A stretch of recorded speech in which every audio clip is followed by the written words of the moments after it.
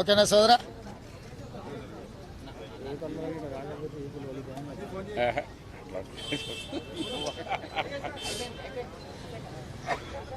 Media మిత్రులకు నమస్కారం. CLP PCC నేతృత్వంలో ఈ రాష్ట్రంలో ప్రధానమైన సమస్యలు భూమిపై హక్కులు, వ్యవసాయము, రైతుల యొక్క సమస్యలు. ఈ సమస్యల మీద రాష్ట్ర ప్రభుత్వం ఇచ్చిన నిర్దిష్టమైన హామీలు అమలు జరగకపోవడం వల్ల జరుగుతున్న నష్టాన్ని, జరుగుతున్న మరణాలను, రైతుల యొక్క కష్టాలను తెలంగాణ కాంగ్రెస్ పార్టీ పక్షాన రాష్ట్ర ప్రభుత్వానికి చీఫ్ సెక్రటరీ ద్వారా వినతి పత్రాన్ని ఇవ్వడమే కాకుండా వివరంగా సమస్యలను రాష్ట్ర ప్రభుత్వ ప్రధాన కార్యదర్శికి వివరించడం జరిగింది. దురదృష్టవశాత్తు పోరాడి తెచ్చుకున్న తెలంగాణ రాష్ట్రంలో కూర్చోవడానికి సచివాలయం లేదు, కలవడానికి ముఖ్యమంత్రి గారు లేరు. తెలంగాణ రాష్ట్ర సమితికి సంబంధించినంత వరకే కేసీఆర్ గారు ముఖ్యమంత్రిగా వ్యవహరిస్తున్నాడు తప్ప ప్రజల చేత ఎన్నుకోబడిన ప్రజాప్రతినిధులకు కానీ, ప్రధాన ప్రతిపక్ష పార్టీలకు కానీ, వివిధ సామాజిక వర్గాల యొక్క సమస్యల మీద కొట్లాడుతున్న సంఘాలకు ఈ 8 సంవత్సరాల పైకాలంలో చంద్రశేఖరరావు గారు దర్శనం ఇవ్వలేదు. ఈరోజు మేమందరం ఈ రాష్ట్రానికి సాంకేతికంగా ముఖ్యమంత్రి గారు ఉన్నా భౌతికంగా వారు లేరు అనుకొని ప్రభుత్వ ప్రధాన కార్యదర్శికి సమగ్రమైన రైతులు, భూములకు సంబంధించిన సమస్యల మీద వినతి పత్రాన్ని ఇవ్వడం జరిగింది. అందులో ప్రధానంగా ధరణి పోర్టల్ అనే ఒక గుదిబండను తీసుకొచ్చి ఈ రాష్ట్రంలో ఉండే దాదాపుగా 1.5 ఎకరాల భూముల యొక్క వివరాలను సంపూర్ణంగా ప్రభుత్వము సిసిఎల్ఏ ఆధ్వర్యంలో నిర్వహించాల్సిన ఈ శాఖను ఒక ప్రైవేటు సంస్థకు అప్పజెప్పింది. ఈనాడు ధరణి పోర్టల్ని నిర్వహిస్తున్నది రాష్ట్ర ప్రభుత్వము కాదు, రెవెన్యూ శాఖ కాదు. చంద్రశేఖరరావు గారిని ప్రసన్నం చేసుకున్న ఒక ప్రైవేట్ ఏజెన్సీ ఈరోజు ధరణి పోర్టల్ను నిర్వహిస్తుంది. మేము స్పష్టంగా రాష్ట్ర ప్రభుత్వ ప్రధాన కార్యదర్శికి ఫిర్యాదు చేసినాము, అభ్యంతరాన్ని వ్యక్తం చేసినాము. వ్యక్తుల యొక్క ఆస్తుల వివరాలు, వ్యక్తికి రాష్ట్ర ప్రభుత్వానికి సంబంధించిన సమాచారము, కానీ రహస్యంగా ఉంచవలసిన ఈ సమాచారాన్ని ప్రైవేటు కంపెనీలకు, ప్రైవేటు వ్యక్తులకు దారదత్తం చేయడం ద్వారా మా విలువైన ఆస్తుల వివరాలు, సమాచారము ప్రైవేటు వ్యక్తుల యొక్క చేతులకెళ్లి దుర్వినియోగం జరుగుతున్నది. తక్షణమే దీన్ని నిలిపివేసి దీనికి కారకులైన వాళ్ళ మీద క్రిమినల్ చర్యలు తీసుకోవాలి, కేసులు పెట్టాలి అని చెప్పి ప్రధాన కార్యదర్శి గారికి స్పష్టంగా చెప్పడం జరిగింది. ఈరోజు మీ ద్వారా ఈ రాష్ట్రంలో ఉండే ప్రతి భూ యజమానికి ఆస్తుల వివరాలు ఉన్న వాళ్లకు నేను ఈ వేదిక మీద నుంచి చెప్పదలుచుకున్న రహస్యంగా ఉంచవలసిన ఆస్తుల వివరాలు, ప్రభుత్వానికి, వ్యక్తులకు సంబంధించిన సమాచారాన్ని ప్రైవేటు కంపెనీలకు, వ్యక్తులకు చంద్రశేఖరరావు గారు దారదత్తం చేసిండు. ఇది మన ఆస్తుల యొక్క భద్రతకు భంగం కలిగింది. కాబట్టి తక్షణ ప్రభుత్వం మీద ఒత్తిడి తేవాల్సిందిగా భూములున్న ప్రతి వ్యక్తికి ఈ సందర్భంగా నేను తెలియజేస్తున్నా.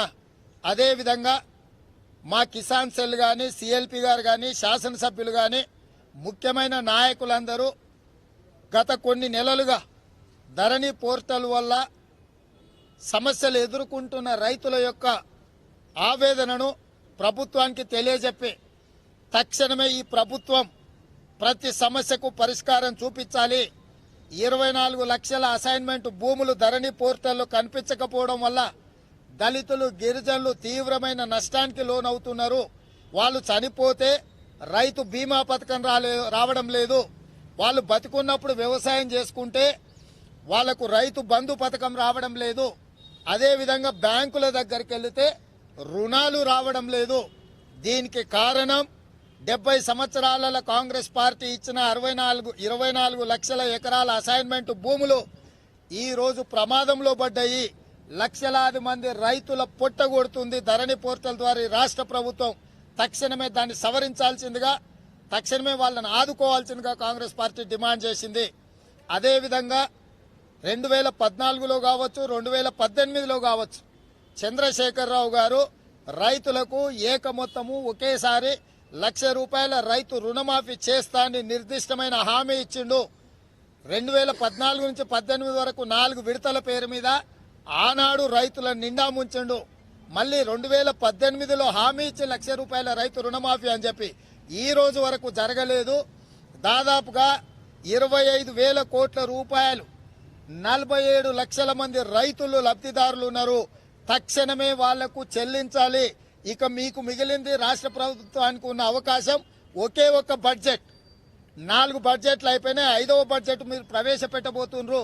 మీరు తక్షణమే రైతు రుణమాఫీ చేయకపోతే ఈ రోజు బ్యాంకుల దగ్గర తెచ్చుకున్న రుణము తడిసి మోపడై 2 కంటే ఎక్కువైంది. దాంతో రైతులు డిఫాల్టర్స్ గా మారిపోయి బ్యాంకులలో రుణానికి అర్హత కోల్పోయినరు. ఈ రోజు వాళ్ళ భూములు బ్యాంకు వాళ్ళు జప్తు చేసుకొని అమ్ముకుని రికవరీ చేసే పరిస్థితి వచ్చింది. కాబట్టి తక్షణమే రైతు రుణమాఫీ చేయాల్సిందిగా కాంగ్రెస్ పార్టీ డిమాండ్ చేసింది. ఇదే కాకుండా పోడు భూముల పట్టాలు ఇస్తామని చెప్పి పదే ఊరించి ఈరోజు లక్షలాది ఎకరాల పోడు భూముల పట్టాలు ఇవ్వకుండా కేబినెట్ సబ్ కమిటీని నియమించడం ద్వారా కాలక్షేపం చేసి వాళ్ళ అప్లికేషన్లు తీసుకుంటామని రకరకాల నిబంధనలు పెట్టి వాళ్ళ పొట్టగొడుతుంది. కాబట్టి తక్షణమే రాష్ట్ర ప్రభుత్వం పోడు భూములకు సంబంధించిన సమస్యను పరిష్కరించి గిరిజనులకు అందరికీ కూడా వాళ్ళ హక్కులైన 2006 అటవీ హక్కుల చట్టం ప్రకారం వాళ్లకు పట్టాలు ఇవ్వాల్సిందిగా కాంగ్రెస్ పార్టీ డిమాండ్ చేసింది. వీటన్నిటిని దృష్టిలో పెట్టుకుని ప్రభుత్వం తక్షణమే కార్యాచరణను ప్రకటించాలి. ఒకవేళ ప్రకటించకపోతే ఈ నెల 24 తారీఖు రోజు అన్ని మండల కేంద్రాలలో ఎంఆర్ఓ ఆఫీసుల ముందల కాంగ్రెస్ శ్రేణులు, రైతులు, ఇందులో ధరణికి సంబంధించిన బాధితులు, రైతు రుణమాఫీ వల్ల జరగని బాధితులు, రైతు బీమా, అదేవిధంగా రైతు బంధు పథకాల వల్ల నష్టం జరిగిన వాళ్ళందరూ కూడా తహసీల్దార్ కార్యాలయం ముందు నిరసన కార్యక్రమాలు చేపడతామని వారికి చెప్పడం జరిగింది. అదేవిధంగా ఈ నెల 30 తారీఖు రోజు ప్రతి శాసనసభ నియోజకవర్గ పరిధిలో పోడు భూములకు సంబంధించిన వాళ్ళు కానీ, రైతు రుణమాఫీకి సంబంధించిన వాళ్ళు కానీ, రైతు బంధు, రైతు బీమా పథకాలకు సంబంధించిన వాళ్ళు కానీ ధరణి పోర్టల్ బాధితులతోని ఉదయం 11 గంటల నుంచి సాయంత్రం 5 గంటల వరకు ప్రతి నియోజకవర్గ కేంద్రంలో బాధితులతో పాటు కలిసి కాంగ్రెస్ పార్టీ శ్రేణులు నిరసన కార్యక్రమాన్ని చేపడతాము అని చెప్పి చీఫ్ సెక్రటరీ గారికి చెప్పడం జరిగింది. ఇదే కాకుండా డిసెంబర్ 5 తారీఖు రోజు అన్ని కలెక్టరేట్ల ముందు ఇదే సంబంధించి కలెక్టర్లకు ప్రభుత్వానికి నిరసన తెలపడానికి డిసెంబర్ 5 తారీఖు రోజు కూడా నిరసన కార్యక్రమాలను కలెక్టరేట్ల ముందు చేపడతాము. దానికి సంబంధించి సిఎల్పి గారు, నేను, ఎంపీలు, ఎమ్మెల్సీలు, ఎమ్మెల్యేలు, former minister, former central minister, కీలకమైన నాయకులమందరం కూడా అన్ని జిల్లా కేంద్రాలలో కలెక్టర్ కార్యాలయం ముందు మేము ధర్నా నిరసన కార్యక్రమాలలో పాల్గొని ప్రభుత్వం మీద ఒత్తిడి తీసుకొస్తాము. ఇప్పుడు ఈ కార్యక్రమాలు అయిన తర్వాత శీతాకాల శాసనసభ సమావేశాలు తక్షణమే ఏర్పాటు చేసి ఈ సమస్యల అన్నిటి మీద చర్చించడానికి విస్తృత స్థాయిలో చర్చ జరిపి ఈ సమస్యలకు పరిష్కారం చూపించాల్సిందిగా ప్రధాన కార్యదర్శి గారికి మేము చెప్పడం జరిగింది, డిమాండ్ చేయడం జరిగింది. ఈ కార్యాచరణను మొత్తం తీసుకెళ్లి ముందుకెళ్లాలనుకుంటున్నాము.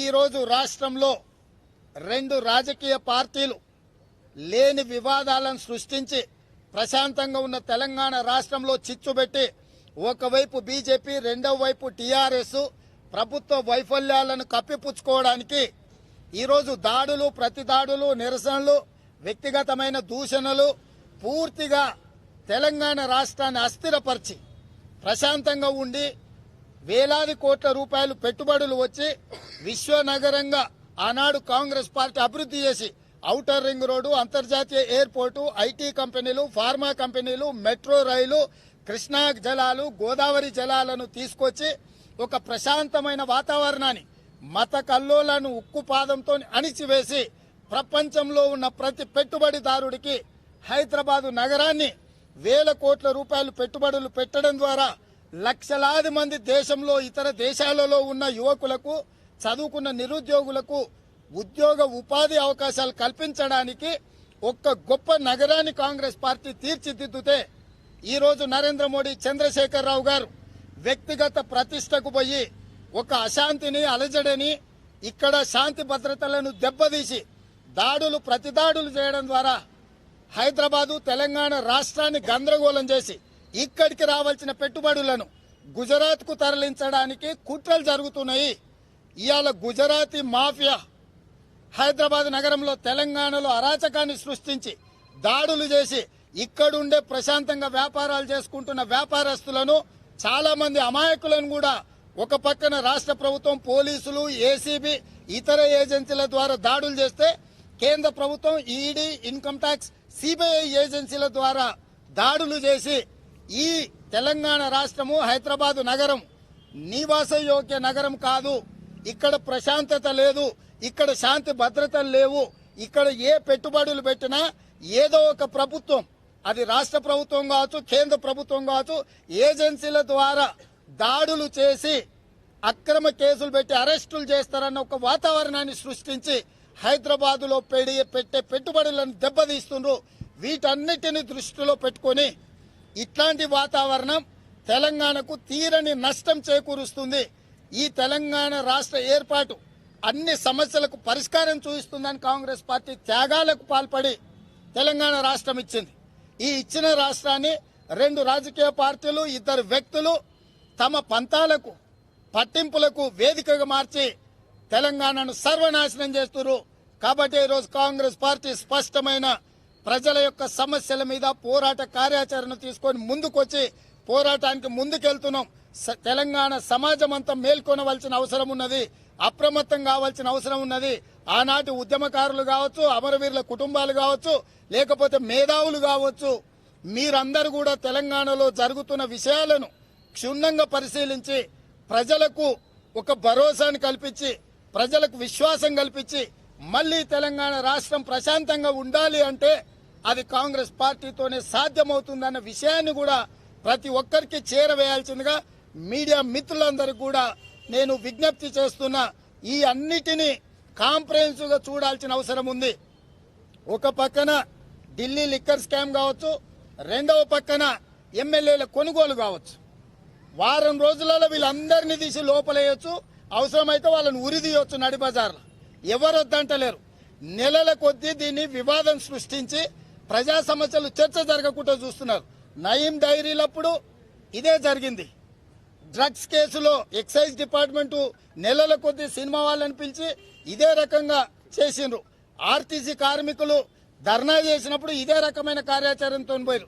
బోర్డ్ ఆఫ్ ఇంటర్మీడియట్ లో పిల్లలందరూ ఆత్మహత్యలు చేసుకున్నప్పుడు కూడా ప్రభుత్వం ఆ వివాదాన్ని కొనసాగించింది తప్ప సమస్యకు పరిష్కారం చూపించలే. ఇవాళ కూడా ఢిల్లీ లిక్కర్ స్కామ్ తర్వాత హైదరాబాద్ ఎమ్మెల్యేల కొనుగోలు అని ఒక భూతాన్ని చూపించి అసలు ఏ ప్రజా సమస్యల్ని చర్చ జరగకుండా చూస్తున్నారు. కాబట్టి మీడియా మిత్రులకు, టీవీలు కావచ్చు, పేపర్లకు నేను విజ్ఞప్తి చేస్తున్నా, దయచేసి ప్రజా సమస్యల మీద దృష్టి పెట్టండి, ప్రజల యొక్క కష్టాలకు ప్రాధాన్యత ఇవ్వండి. ప్రజా సమస్యల మీద కొట్లాడుతున్న కాంగ్రెస్ పార్టీ యొక్క కార్యాచరణను ప్రజలకు చేరవేయండి. రెండు పార్టీలు, ఇద్దరు వ్యక్తులు చేసే చిల్లర పంచాయతీలను మీ టీవీలు, మీ పేపర్లలో వేదిక కాకూడదు. కాబట్టి దయచేసి మీడియా యొక్క సహకారాన్ని కూడా కాంగ్రెస్ పార్టీ సంపూర్ణంగా ఆశిస్తున్నది, సహకరిస్తుంది అని చెప్పి మేము నమ్ముతున్నాం. సిఎల్పి గారు మాట్లాడుతున్నారు. సిఎస్ గారు అన్ని విన్నారు, రాసుకున్నారు. ప్రభుత్వం నుంచి వివరాలు తీసుకొని చెప్తామని చెప్పారు. స్పష్టంగా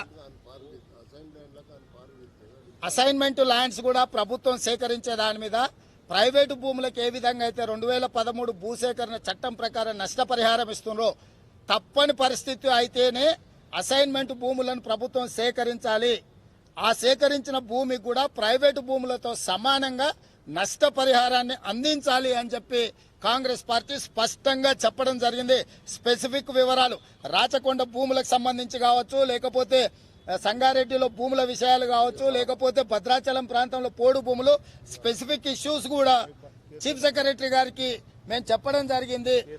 కే సముద్రానికి సంబంధించిన చాలా వివరాలు, స్పెసిఫిక్ వివరాలు కూడా వారికి చెప్పినాం. వారు నోట్ చేసుకున్నారు. తర్వాత మాకు సమాచారాన్ని అందిస్తామని వారు చెప్పినారు. ఏది ఏమైనా ముఖ్యమంత్రి గారు ప్రజలకు ప్రతిపక్షాలకు అందుబాటు లేకపోవడం అనేది దురదృష్టకరము. ఇప్పటికైనా చంద్రశేఖరరావు గారు తన బాధ్యతను గుర్తెరిగి ప్రజలకు అందుబాటులో ఉండి ప్రజా సమస్యలను వినతి పత్రాలను తీసుకొని వాటిని పరిష్కరించడానికి కార్యాచరణతో ముందుకు రావాలి అని చెప్పి కాంగ్రెస్ పార్టీ డిమాండ్ చేస్తుంది.